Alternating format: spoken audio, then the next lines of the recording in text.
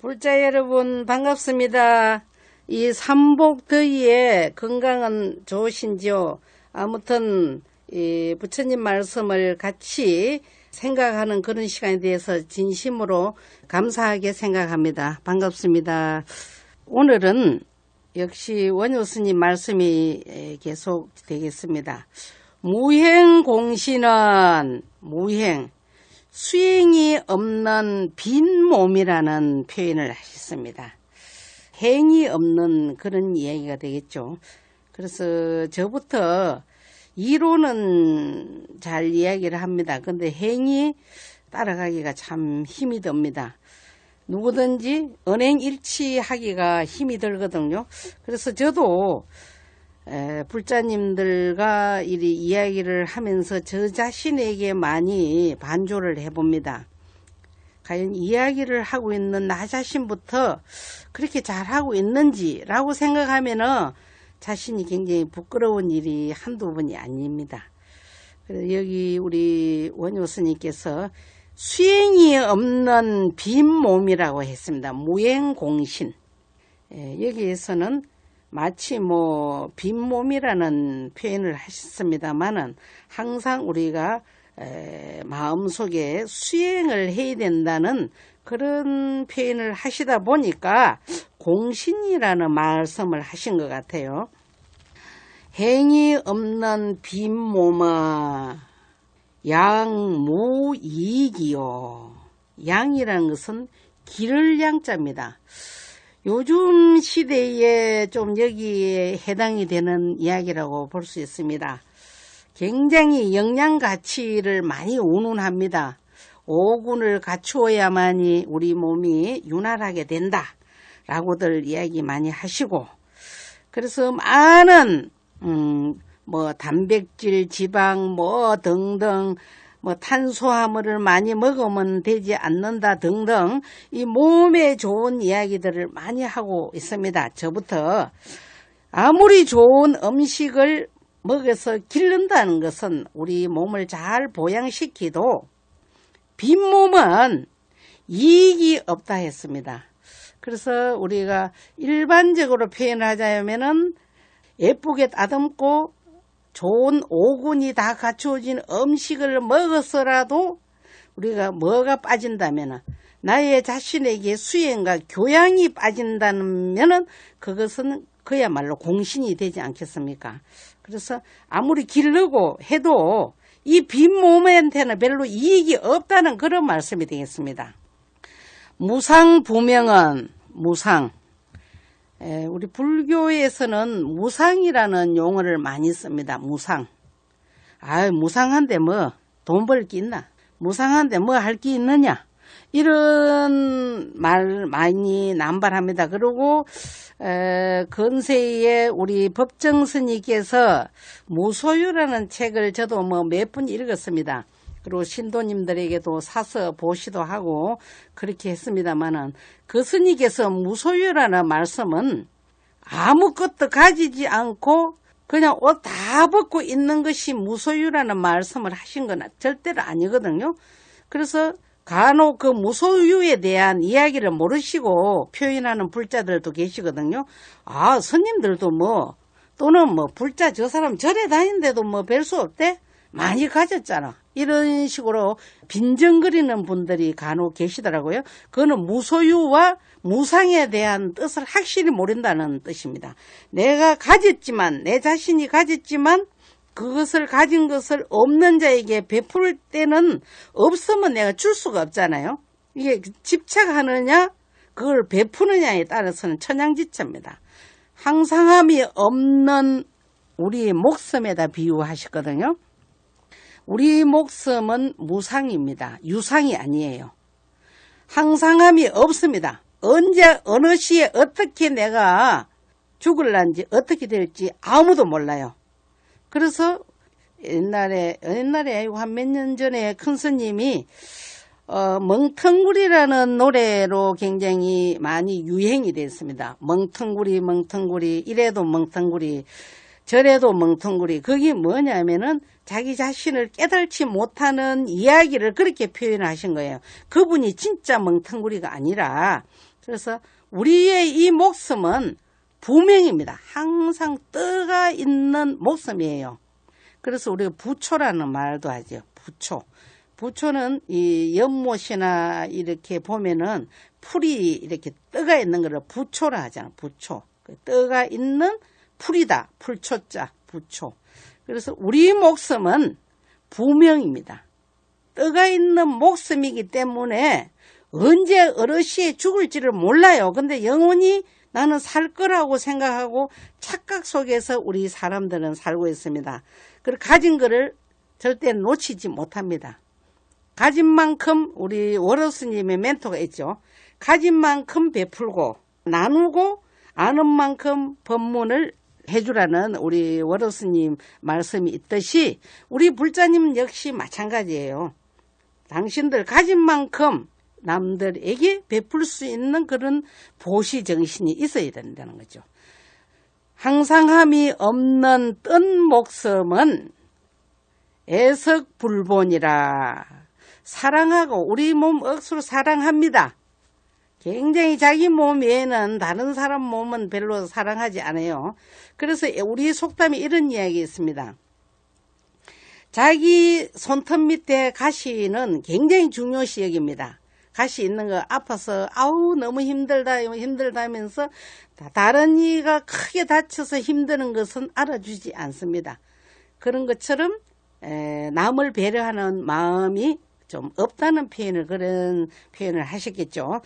애석불본이라. 아무리 내 자신을 사랑하고 아껴줘도 배반합니다. 우리를 보전하지 못하나니라. 그렇게 보자면은 우리가 이 무상의 도리를 알아야 되는데 나의 목숨은 영원 불변할 것이라는 착각 속에서 저부터 살고 있습니다. 거기서 그 착각과 합리화가 없으면은 사람이 살아나기가 좀 힘들죠. 왜?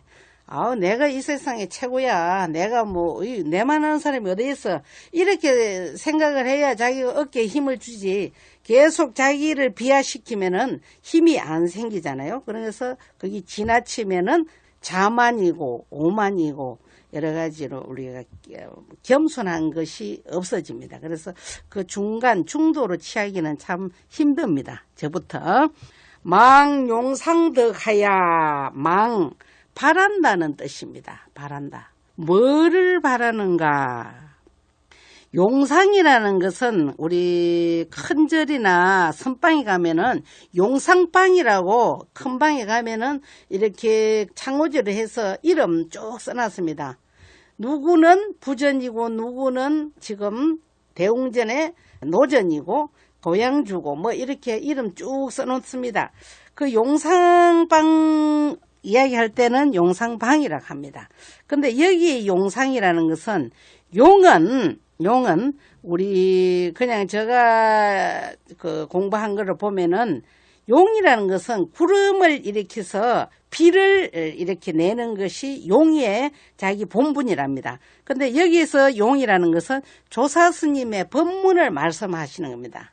조사스님 법문. 그럼 법문은 바로 지혜를 상징하고 지혜는 체를 말합니다. 체. 본래 체. 상이라는 것은 상은 조사스님의 수행 철저한 것을 이렇게 나타내서 중생을 포교를 해야 됩니다.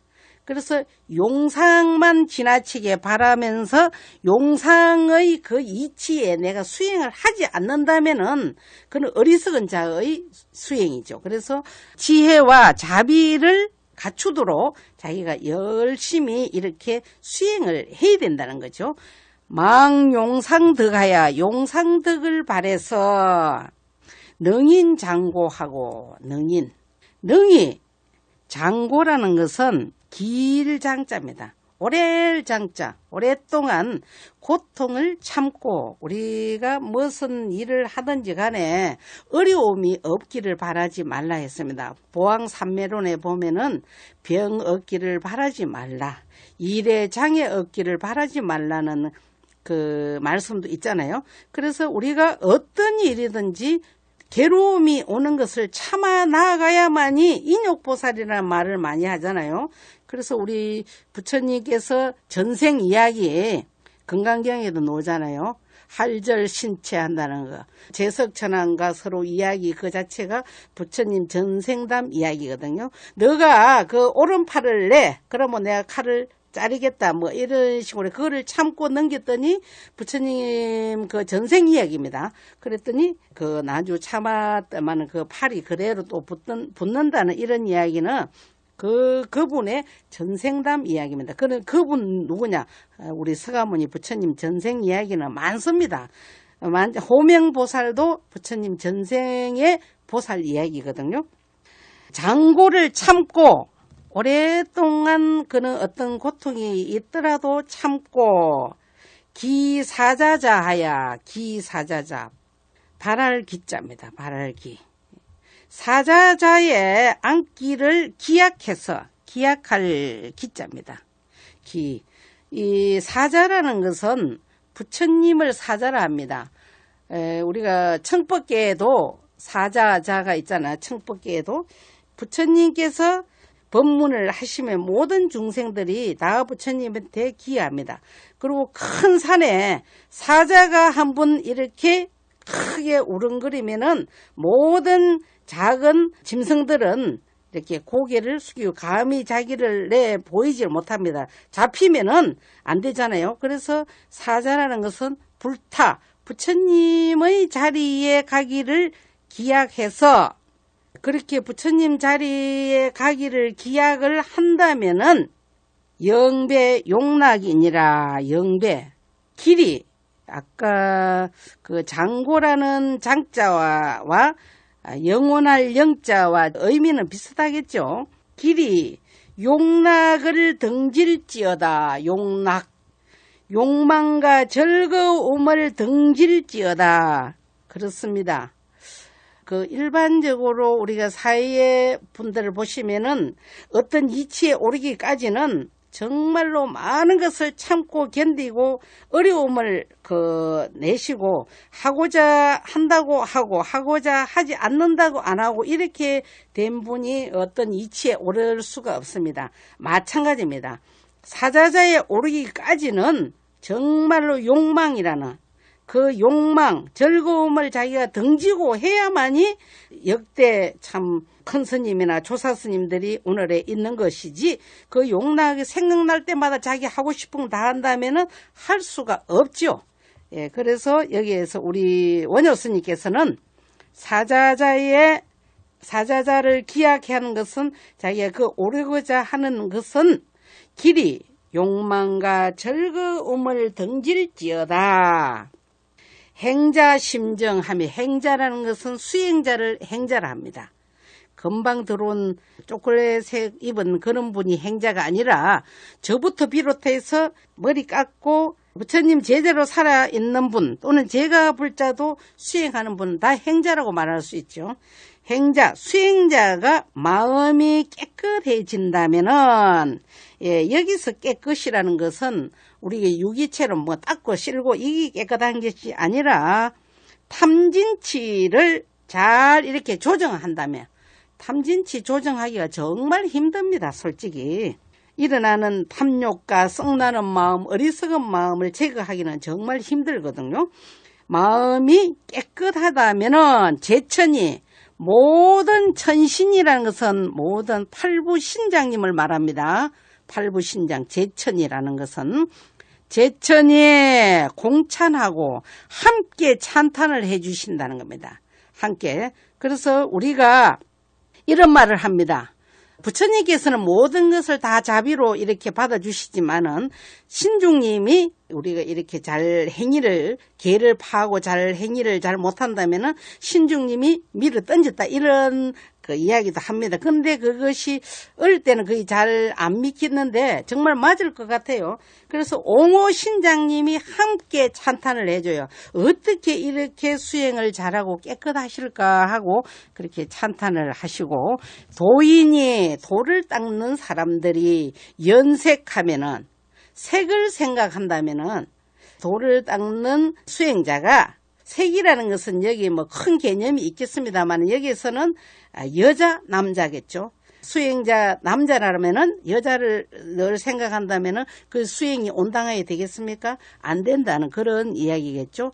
연색이라는 것은 색을 생각한다면은 선신이나 제천이나 똑같은 의미가 되겠습니다. 선신이라는 것은 모든 신중님들께서 선신이 살이 하나니라 버린다는 것입니다. 살이라는 것은 버릴 사 여의를 이자입니다. 살이 선신이 우리를 버리나니라. 어떻게 하면은 도인이 연색을 한다면은 색을 생각한다면은 선신이 우리를 버린다는 것이에요. 그러니까 도인은 항상 도에 머물러서 가도록 노력을 해야만이 선신이 항상 옹호를 하고, 그래서 도인이 계시는 곳에는 신중님을 안 모셔도 된다는 그런 이야기도 나왔거든요. 그래서 스님들이 혼자 수행하시는 스님들은 주불로 혼자 이렇게 모시지, 그러다가 뭐 신중님 모시고 산신님 모시고 누구를 모시고 이런 모시는 걸 잘 하지 않습니다. 왜? 그분이 그만한 수행의 힘이 있기 때문에 항상 이렇게 받들어 주십니다. 옹호신장님이. 천신이나 선신이나 똑같은 옹호신장님을 의미를 하는 거라고 보시면 되겠습니다. 더우신데 몸 관리 잘 하시고 불자로서 자부심을 가지시고 항상 건강하시를 바라면서 오늘 발심 이야기는 여기까지 하겠습니다. 불자님 다 같이 성불합시다.